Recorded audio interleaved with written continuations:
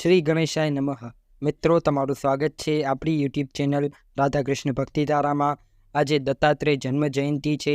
આજે આપણે સાંભળીશું ભગવાન દત્તાત્રેયની જન્મકથા વાર્તા.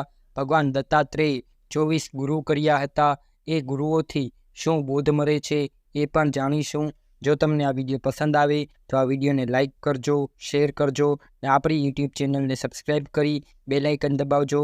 તો ચાલો શરૂ કરીએ. દત્તાત્રેય જન્મ જયંતિ.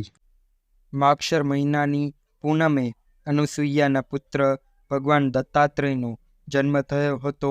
તેમનામાં બ્રહ્મા, વિષ્ણુ અને મહેશ એમ ત્રણેયનો સ્વરૂપ છે.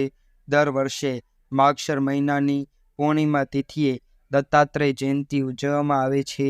એવું માનવામાં આવે છે કે તેમની અંદર બ્રહ્મા, વિષ્ણુ અને મહેશ ત્રણેયનો સંયુક્ત અંશ સમાહિત છે. દત્તાત્રેય જયંતિ પર તેમના 12 રૂપની પૂજા કરવામાં આવે છે. ભગવાન દત્તાત્રેયની પૌરાણિક કથા પ્રમાણે એકવાર માતા પાર્વતી, લક્ષ્મી તથા સરસ્વતીએ પોતાના પતિ ધર્મ ઉપર ખૂબ જ અભિમાન થઈ ગયું. નારદજીએ તેમના ઘમંડને દૂર કરવા માટે એક પછી એક ત્રણેય દેવીઓ પાસે ગયા અને દેવી અનુસૂયાના પતિવ્રત ધર્મના ગુણગાન કરવા લાગ્યા. ઈર્ષ્યાથી ભરપૂર દેવીઓની જીદના કારણે બ્રહ્મા, વિષ્ણુ અને મહેશ ત્રણેય અનુસૂયાજીના પતિવ્રત તોડવાની મનસા સાથે પહોંચ્યા. દેવી અનુસૂયાએ પતિવ્રત ધર્મના બળે તેમની મનસા જાણી લીધી અને ઋષિના ચરણોનું જળ ત્રણેય દેવીઓ ઉપર છંટકાવ કર્યું, જેનાથી તેઓ 12 સ્વરૂપમાં આવી ગયા. દેવી અનુસૂયા તેમને પારણામાં સુરાવીને પોતાના પ્રેમ તથા વાત્સલ્યથી ઉછેર કરવા લાગી. પોતાની ભૂલોનો પછતાવો થતાં પછી ત્રણેય દેવીએ માતા અનુસૂયા પાસે માફી માંગી. માતા અનુસૂયાએ કહ્યું, આ ત્રણેય મારું દૂધ પીધું છે, 12 સ્વરૂપમાં જ રહેવું પડશે. આ સાંભળીને ત્રણેય દેવોએ પોતપોતાના અંશને ભેગા કરીને એક નવો અંશ પેદા કર્યો, જેમનું નામ દત્તાત્રેય રાખવામાં આવ્યું. ભગવાન દત્તાત્રેયના 24 ગુરુઓ હતા. જાણો તેમના 24 ગુરુઓ કયા કયા છે અને તેનાથી આપણને શું શીખવા મળે છે. દત્તાત્રેયજીની જન્મ જયંતિ છે. દત્તાત્રેય બ્રહ્માજીના માનસ પુત્ર ઋષિ અત્રિના સંતાન છે. હિન્દુ પંચાંગ પ્રમાણે માગશર મહિનાની પૂનમે દત્ત ભગવાનનો જન્મ મનાવવામાં આવે છે. ભગવાન દત્તાત્રેયના સંબંધમાં અનેક માન્યતાઓ પ્રચલિત છે. કેટલીક માન્યતાઓ પ્રમાણે ઋષિ અત્રિ અને અનુસૂયાના 3 પુત્ર હતા. બ્રહ્માજીના અંશથી ચંદ્ર, શિવજીના અંશથી દુર્વાસા ઋષિ, ભગવાન વિષ્ણુના અંશથી દત્તાત્રેયનો જન્મ થયો હતો. કેટલીક બીજી માન્યતાઓ પ્રમાણે ભગવાન દત્તાત્રેય બ્રહ્મા, વિષ્ણુ અને શિવનો સમતોલિત અવતાર માનવામાં આવે છે. દત્તાત્રેયજીએ 24 ગુરુઓ બનાવ્યા હતા. જાણો તેમના 24 ગુરુઓ કયા કયા છે અને તેનાથી આપણને શું શીખવા મળે છે. દત્તાત્રેયજીના પ્રથમ ગુરુ પૃથ્વી હતા. સહનશીલતા અને પરોપકારની ભાવના પૃથ્વીથી શીખવી જોઈએ. પૃથ્વી પર લોકો અનેક પ્રકારના આઘાત કરે છે, અનેક પ્રકારના ઉત્પાત થાય છે, અનેક પ્રકારના ખોદકામ કરવામાં આવે છે, પરંતુ પૃથ્વી દરેક આઘાતને પરોપકારની ભાવનાથી સહન કરે છે. દત્તાત્રેયજીના બીજા ગુરુ છે આકાશ. ભગવાન દત્તાત્રેય કહે છે, જેમ આકાશનો અંત નથી, પરમાત્મા પણ અનંત છે. એની શક્તિનો ભેદ કોઈથી પામી શકાતો નથી, માટે સર્વવ્યાપી છે. એ પરમાત્મા સર્વ પ્રત્યે દયા રાખે છે. તે પરમાત્મા આકાશ સ્વરૂપ મારા બીજા ગુરુ છે. ભગવાન દત્તાત્રેયના ત્રીજા ગુરુ પાણી છે. દત્તાત્રેયજીએ પાણીથી એ શીખ લીધી કે આપણે પાણીની જેમ સદૈવ પવિત્ર રહેવું જોઈએ. દત્તાત્રેયજીના ચોથા ગુરુ વાયુ છે. જે પ્રકારે સારી કે ખરાબ જગ્યાએ ગયા પછી પણ વાયુ મૂળ સ્વરૂપ જ રહે છે, એ જ રીતે સારા કે ખરાબ લોકોની સાથે રહેવા છતાં પણ આપણે પોતાની અચ્છાઈ ન છોડવી જોઈએ. દત્તાત્રેયજીના પાંચમા ગુરુ છે આગ. આગથી દત્તાત્રેયજીએ શીખ લીધી હતી કે ગમે તેવી સ્થિતિ હોય, આપણે એ સ્થિતિઓમાં ઢળી જવું જોઈએ. આગ અલગ અલગ લાકડાઓની વચ્ચે હોવા છતાં પણ એક જેવી જ નજર આવે છે. આપણે પણ દરેક સ્થિતિમાં એક જેવા જ રહેવું જોઈએ. દત્તાત્રેયજીના છઠ્ઠા ગુરુ છે ઈયર. જેમ ભમરીના લાખ ચટકા સહન કરતી ભયથી ઈયર ભમરીનું જ ધ્યાન કરે છે, તેથી તે જ જન્મમાં ઈયર ભમરી બની જાય છે. તો આ જીવ બ્રહ્મનું ચિંતન કરતાં કરતાં બ્રહ્મરૂપ બને છે. માટે દત્તાત્રેય ભગવાન ઈયરને પોતાના ગુરુદેવ માનીને શીખ આપે છે કે ઈશ્વરનું હંમેશા ધ્યાન કરવું જોઈએ, કે જેથી એક દિવસ ઈશ્વરમાં જ ચિંતન કરતાં કરતાં ઈશ્વરનું સ્વરૂપ બની જાય. દત્તાત્રેયજીના સાતમા ગુરુ છે ચંદ્ર. આત્મા લાભ હાનિથી પરે હોય છે. એવી જ રીતે ઘટવા વધવા છતાં પણ ચંદ્રની ચમક અને શીતળતા બદલાતી નથી, હંમેશા એક જેવી જ રહે છે. આત્મા પણ બદલાતી નથી. દત્તાત્રેયજીના આઠમા ગુરુ છે સૂર્ય.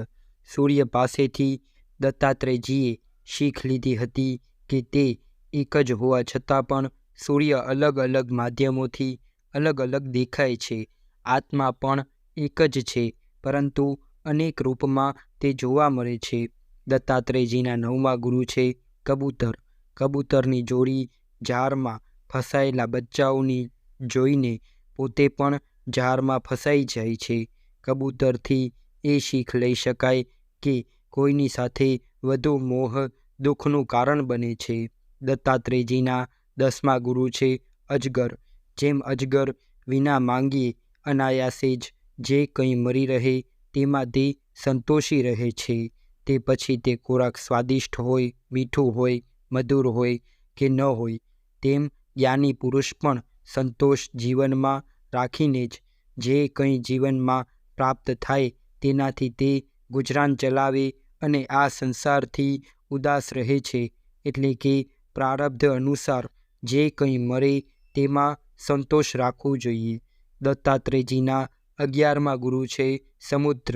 સમુદ્ર પાસેથી ભગવાન દત્તાત્રેય શીખ લીધી છે કે જેમ સાધક હંમેશા પ્રસન્ન અને ગંભીર રહે તેના માટે કલ્યાણકારી રહે છે.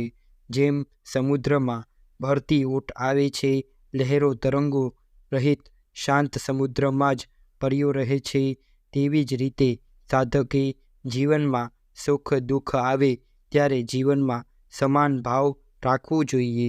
સમુદ્રની જેમ સાધકે પોતાના જીવનમાં પદાર્થોની પ્રાપ્તિથી ન અતિ પ્રસન્ન રહેવું જોઈએ કે ન મળવાથી વધારે દુઃખી ન થવું જોઈએ. સમુદ્ર પાસેથી આ શીખ લેવી જોઈએ કે જીવનમાં હંમેશા સમતા રાખવી જોઈએ. દત્તાત્રેયજીના 12મા ગુરુ છે પતંગિયું. ભગવાન દત્તાત્રેય મનુષ્યના મનને પતંગિયા જેવું કહે છે. પતંગિયું અગ્નિના રૂપથી મોહિત થઈને તેમજ પરીને ભસ્મ થઈ જાય છે, બળી જાય છે. તે રીતે મનુષ્ય પણ માયાના રૂપથી મોહ પામીને ફસાઈ જાય છે, આ સંસાર સાગરમાં ડૂબી જાય છે. મનુષ્ય પતંગિયાની જેમ જ આ જીવની ગતિ થાય છે. જીવ મોહમાયાથી લુપ્ત રહે છે, એટલે પતંગિયાને ગુરુ બનાવીને ભગવાન દત્તાત્રેય શીખ આપે છે કે આ પતંગિયા જેવા મોહમાયામાં કદી ફસાવવું ન જોઈએ, તો જ જીવનનું આત્માનું કલ્યાણ થાય છે. દત્તાત્રેયજીના 13મા ગુરુ છે હાથી. હાથી હાથનીના સંપર્કમાં આવતાની સાથે જ તેની પ્રત્યે આસક્ત થઈ જાય છે. હાથીથી એ શીખ લઈ શકાય છે કે સંન્યાસી અને તપસ્વી પુરુષોએ સ્ત્રીથી દૂર જ રહેવું જોઈએ. દત્તાત્રેયજીના 14મા ગુરુ છે મધમાખી. મધમાખીથી દત્તાત્રેયજીને એ શીખ મળી હતી કે જ્યાં પણ સાર્થક વાત શીખવા મળે તેને ગ્રહણ કરી લેવી જોઈએ. જે પ્રકારે ભમરો કે મધમાખી અલગ અલગ ફૂલોથી પરાગ લઈ લે છે. દત્તાત્રેયજીના 15મા ગુરુ છે હરણ. હરણ ઉછળ કૂદ મોજ મસ્તીમાં એટલો ખોવાઈ જાય છે કે તેને પોતાની આસપાસ સિંહ કે બીજા કોઈ હિંસક જાનવર હોવાનો આભાસ જ નથી થઈ શકતો અને તે માર્યું જાય છે. તેનાથી એ શીખ લઈ શકાય કે આપણે મસ્તીમાં લાપરવાહ ન બનવું જોઈએ. દત્તાત્રેયજીના 16મા ગુરુ છે માછલી. માછલી પાસેથી એ શીખ મળે છે કે આપણે સ્વાદનો લોભ ન રાખવો જોઈએ.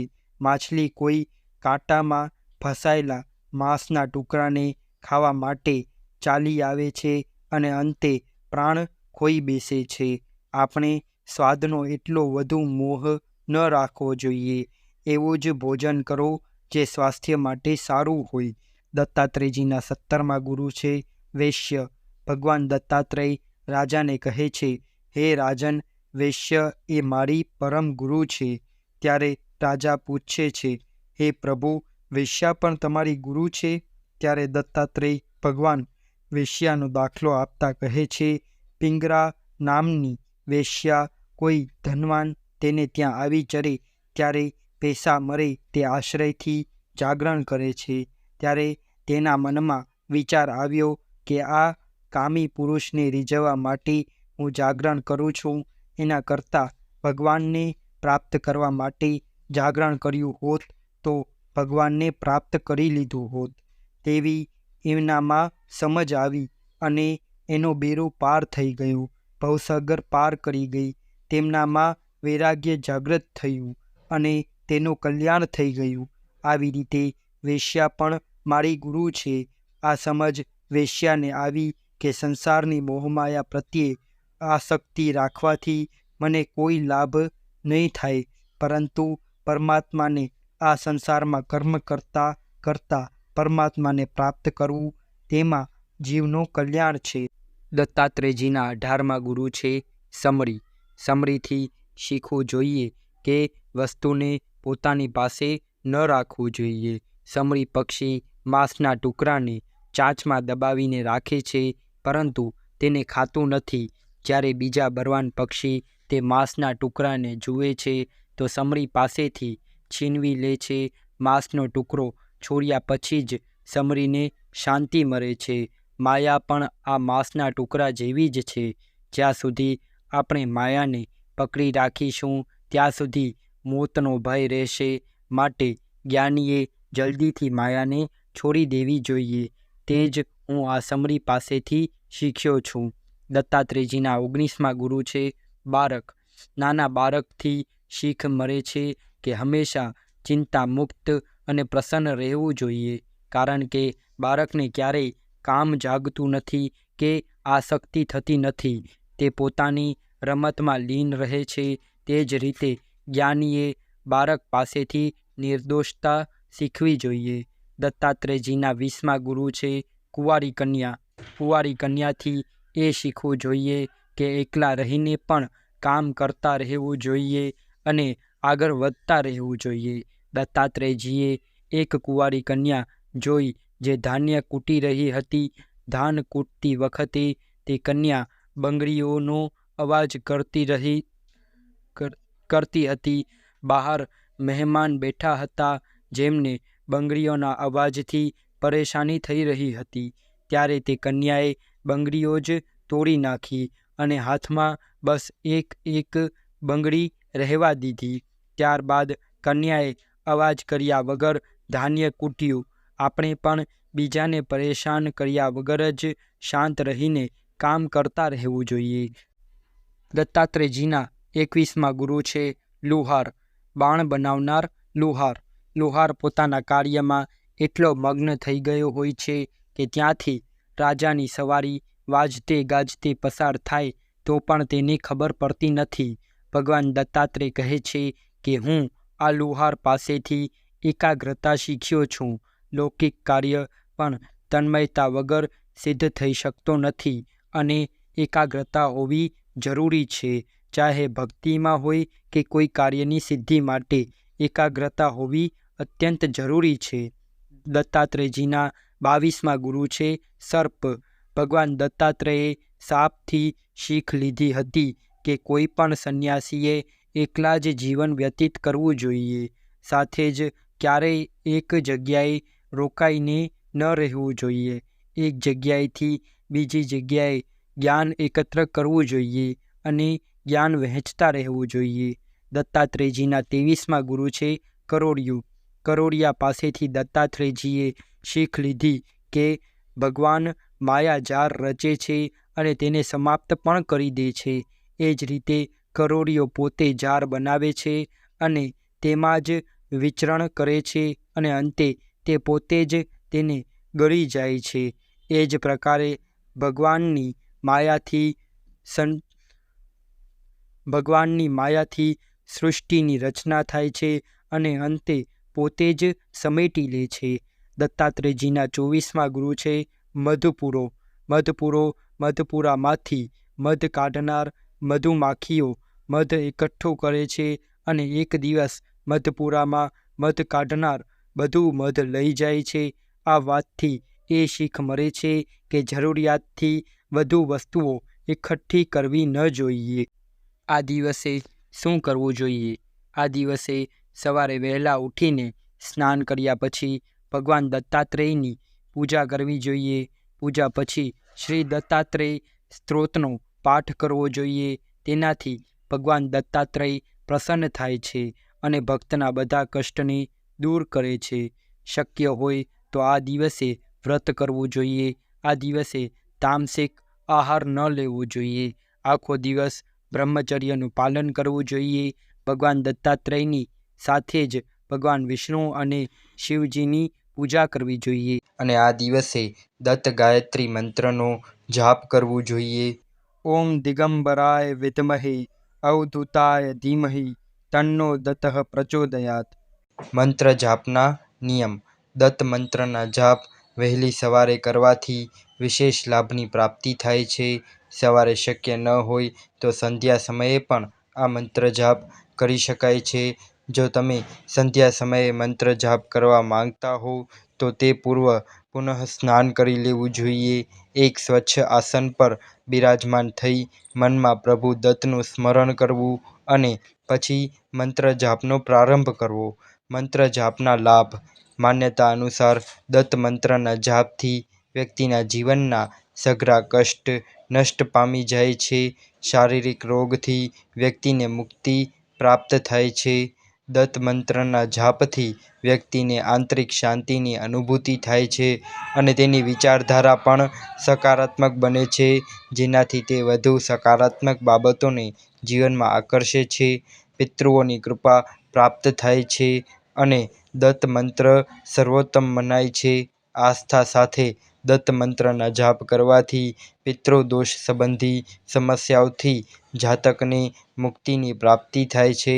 મિત્રો, તમને આ વિડીયો પસંદ આવ્યો હોય તો આ વિડીયોને લાઇક કરજો, શેર કરજો અને આપણી યુટ્યુબ ચેનલને સબસ્ક્રાઈબ કરી બેલ આઇકન દબાવજો અને કમેન્ટ બોક્સમાં ભગવાન દત્તાત્રેયની જય અવશ્ય લખજો. ધન્યવાદ. હર હર મહાદેવ.